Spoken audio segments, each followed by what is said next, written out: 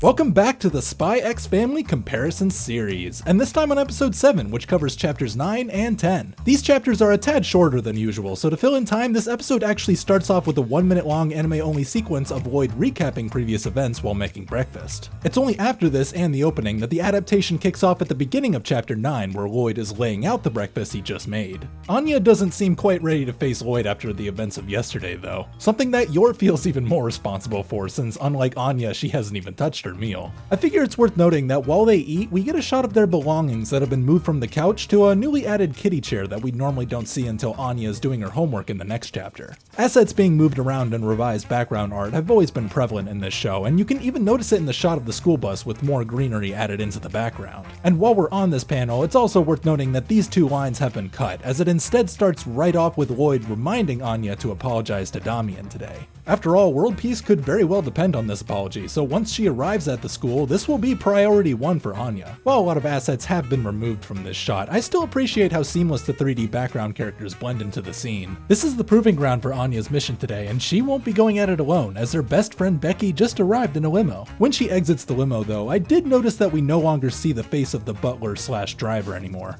Guess he's not that important. Some things are more important than others though, like the revised layout of the dorm Becky and Anya are walking past. It's gotten a lot more detailed with higher quality buildings in the back, but even more important than that is the kids coming out of the dorm building, one of which who seems to be carrying Damian's bag for him. Can't blame Becky for getting disgusted, but Anya doesn't have the liberties of acting emotional again because she has to apologize to Damian no matter what. But of course, right as she was about to complete her mission early on in the day, Becky, the destroyer of world peace, just had to intervene and drag her away. Now, this might be a consistency error on the manga's part, but there's a very slight chance that Damian followed them a bit before they took off, as they seem to be in a different part of the crosswalk here in the following panel. Come on guys, don't follow them, that's just weird. Kinda like what Lloyd's doing right now. Though I don't really blame him, that punch from yesterday not only rattled him, but everyone else in Anya's class. Even Damian and his crew don't want to sit anywhere near her. But these students aren't far enough away for Anya to not hear everything they're thinking. And those thoughts she heard have been switched up a bit. All of the following ones from the manga were removed, and one of them was changed from "what if she murders me" to "what if she hits me." There's also one new thought the anime added after that one. It's really all over the place. One thing that is consistent though is Becky's lines that Anya figures she can use as a source of solace when dealing with the onrush of dark thoughts. And maybe because Becky shines some light on that darkness, the shading on Anya's face lit up ever so slightly along with her facial expression while the background thoughts slowly begin to fade. A simple but elegant solution to show that while Anya is still wary of school, she can still find some enjoyment out of it as long as she has a capable friend by her side. Now that those two are really hitting it off, it's about time that we got into our first internal monologue from Damian while the teacher does roll call. Roll call that's added a total of 8 new names into the mix, along with the only 3 that were actually called in the manga. But even though the teacher had more names to go through before reaching Damian, it still took the teacher saying his name 2 extra times in the anime alone for him to respond. That's just how annoyed he is with Anya, and while it is true that he is angry, there's something deeper hiding behind that anger. Something that he can't quite put his finger on, but whatever it was, Anya was quick to sense it with that ominous blue flash that covers the screen. She felt it well enough to know exactly where it was coming from, and forced Damian to activate his tsundere fight or flight response. Though this reaction is far more subdued in the anime, as his friends no longer notice how he's acting. Putting that aside though, now's the time for the most boring part of school: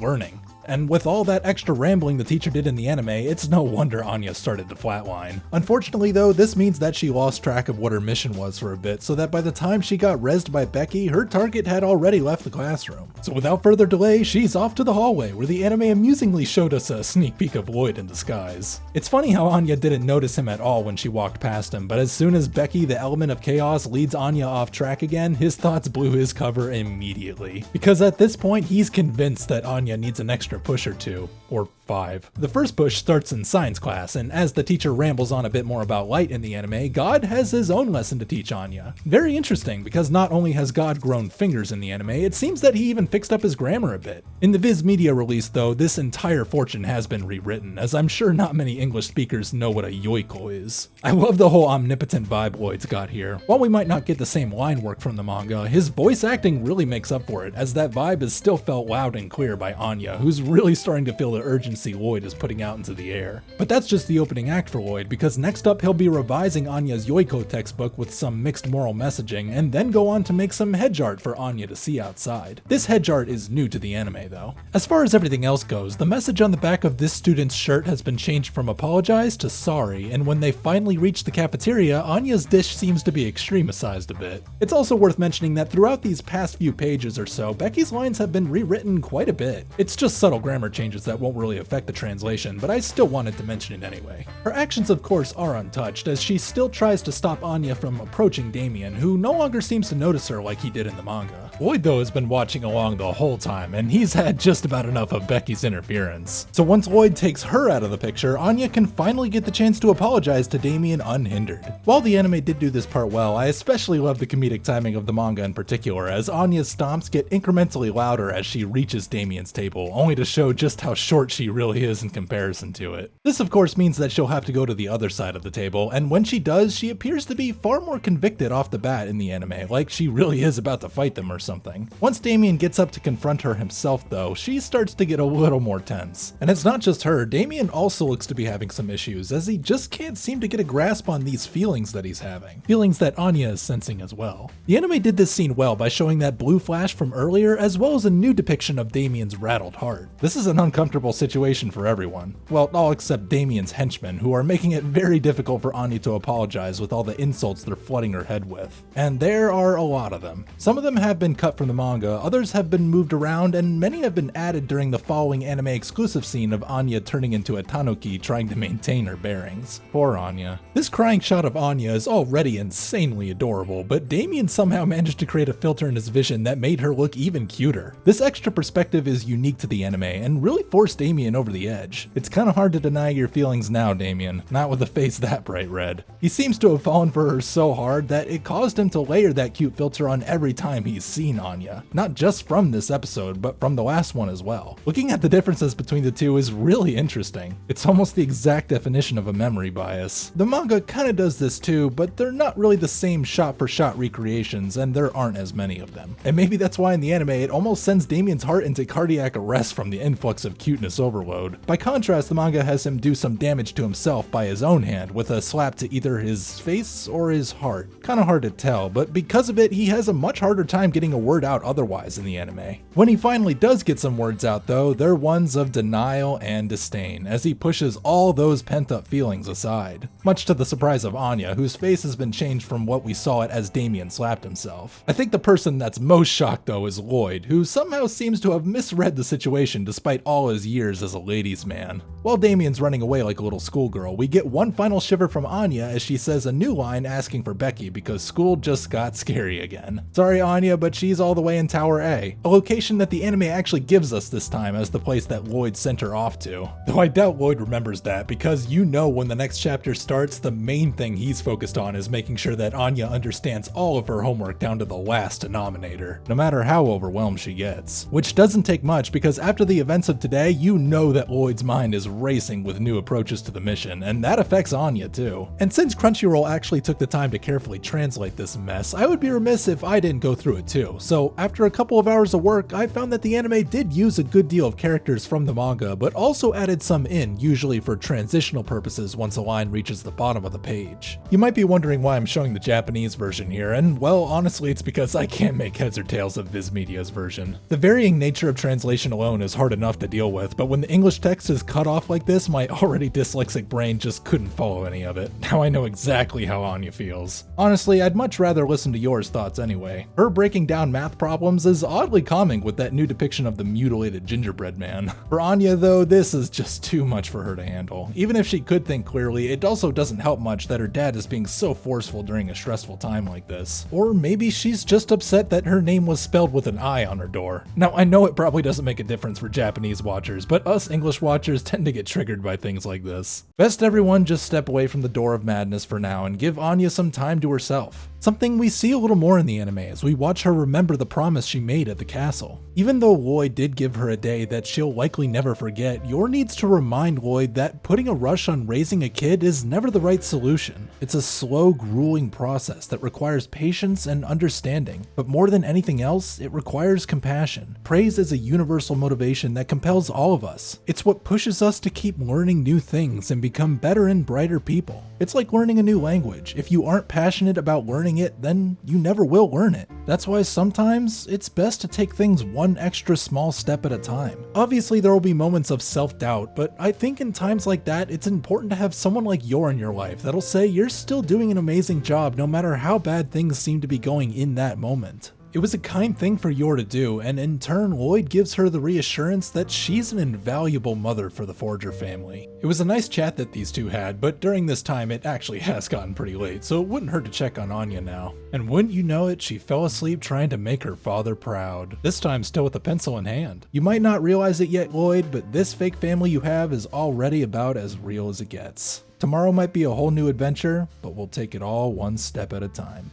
And with that, this episode gracefully comes to a close. Or does it? Because while this is the last thing we see before the credits start to roll, there are still 2 more pages of this chapter left to cover, and they're reserved for a post-credit sequence of Yor's brother Yuri meeting up with Dominic, the boyfriend of Camilla we saw in episode 2. For some reason I thought they were married when I covered that episode. I don't know why I even considered it. After all, Yuri didn't even consider his sister's boyfriend to be her husband, but here he is just now finding out. A realization that'll be the starting point for some interesting discussions to come, but since this chapter has now officially ended, we'll have to leave that until next time. This episode had a good deal of creative direction in it, but it still kept the lifeblood of its powerful messaging intact. That's the kind of work we expect from Wit Studio. Cloverworks, you're up next. Let's see what you got. If you all enjoyed this video, then consider giving it a like and sharing it with a friend. And hey, also get subscribed for more Spy X Family content. It would help me out a lot. Also, if you want to go the extra mile, I do have a Patreon, and anything given would be highly appreciated. Well, that's it for me. As always, I hope you all have a fantastic day. This is Registry, signing off.